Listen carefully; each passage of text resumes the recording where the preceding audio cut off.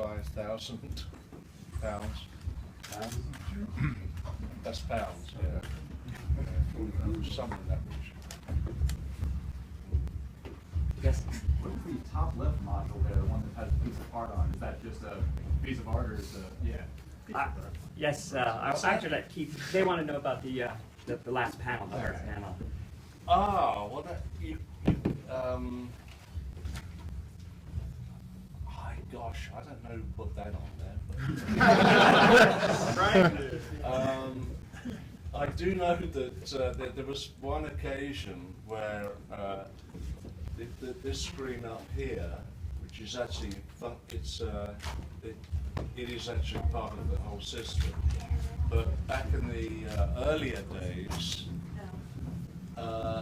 it would actually the road crew had to rigged it up to like a video player, and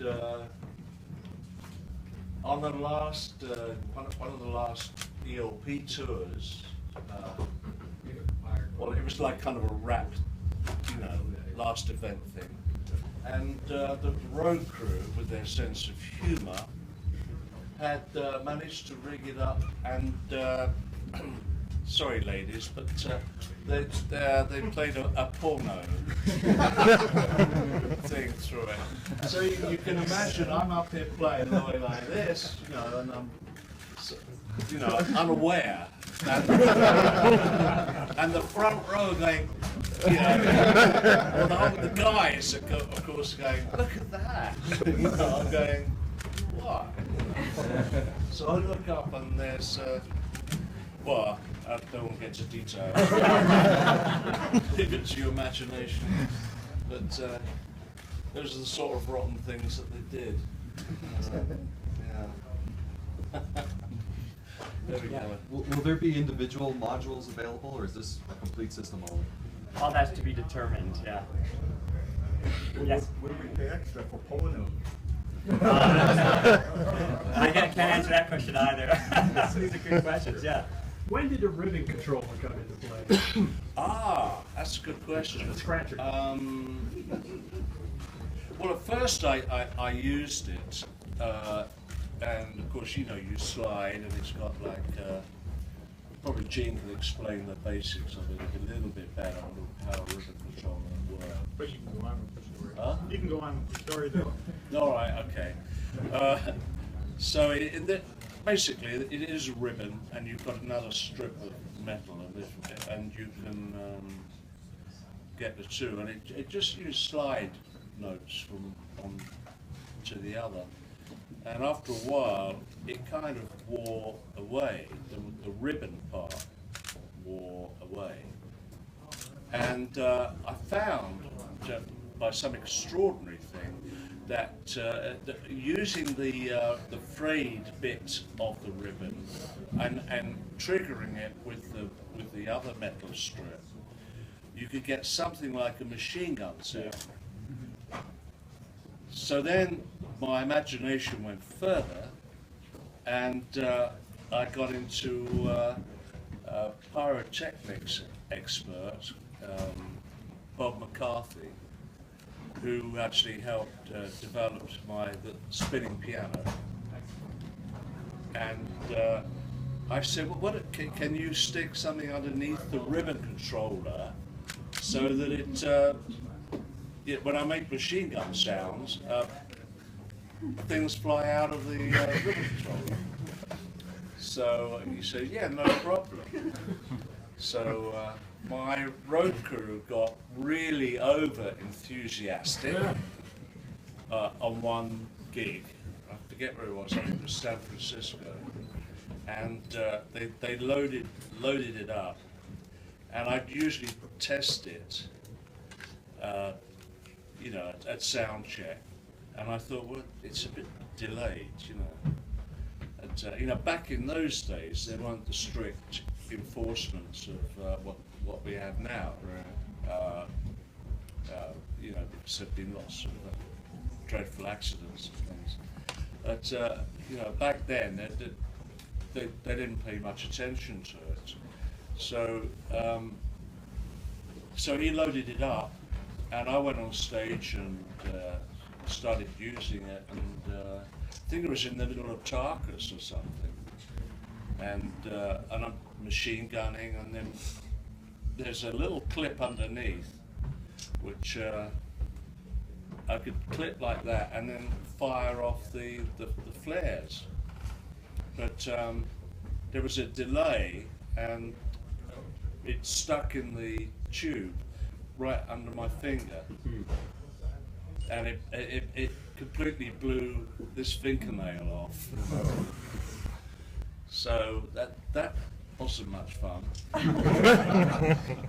Except that I had to go on stage and do a piano solo the next bit without a fingernail, and that's pretty painful. Yes. So yeah, I managed to get through that. There was another occasion, I think, when ELP played at a gig, and the ribbon controller didn't go off, so I just put it on the stage, and there was all these people in the front row, and then suddenly decided to go off, right in the faces of the front row of the audience. And I thought, that's it, sued, you know.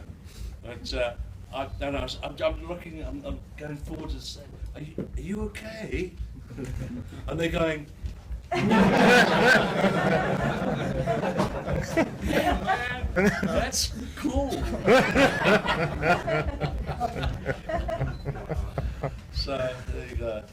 Audiences could be very forgiving. I want to mention one thing that you had mentioned the name Walter Sear. Yeah. Without speaking badly of him, and Walter Sear is dead now. But before Bob and I actually designed the first synthesizer, Walter Sear was working as sort of an informal business manager for Bob's theremins that he was selling as kits. And that's where Walter Sear started. He is a New Yorker, was a New Yorker, and did end up very seriously doing well in the audio and recording world. But in between times, the interesting thing is when I met Bob Moog, and there was this place full of Bob's theremins, there were also tubas there. And he told me, he said, Walter Sear is a tuba designer. And I said, really? And then I looked it up, and I found out, yes, there were, in fact, Walter Sear tubas. And during the 1980s, he also wrote music for a number of pornos. A number of porno movies. Really? Really. I never mentioned Bob, I wish I did. No, he was an interesting man. But he was not really involved in the company after that beginning time that were dealing All right. with. Yeah.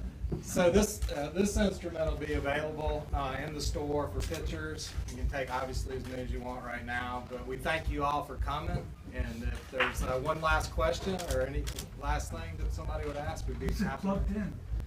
No, we'll be saying that. Well, I hear it. I'm sure. well, Keith, what do you think? How does it sound? Sorry? How does the new one sound?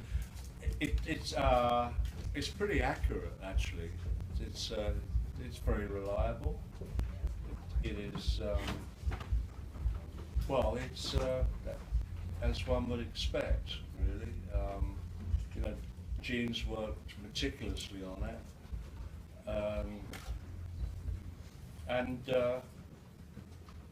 Actually, when I first saw it, I wasn't quite sure which one was mine.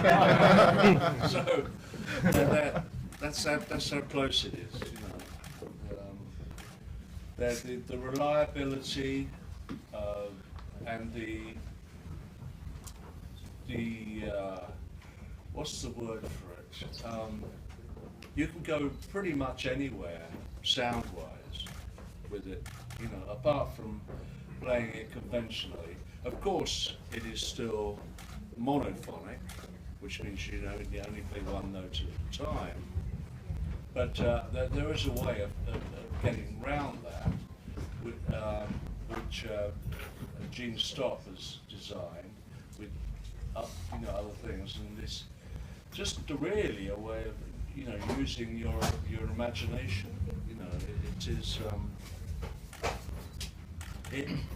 It is it's not a solo instrument like a piano is, but you have to learn to use it in the sense that it is a synthesizer, and it's monophonic, but you can get some sort of polyphony out of it, and also in conjunction with another keyboard. But basically, for me, that represents the monolithic structure. To go on stage without it, it's a bit like going on stage like wearing a t-shirt and underpants, I suppose. Okay, thank you very much. We appreciate it.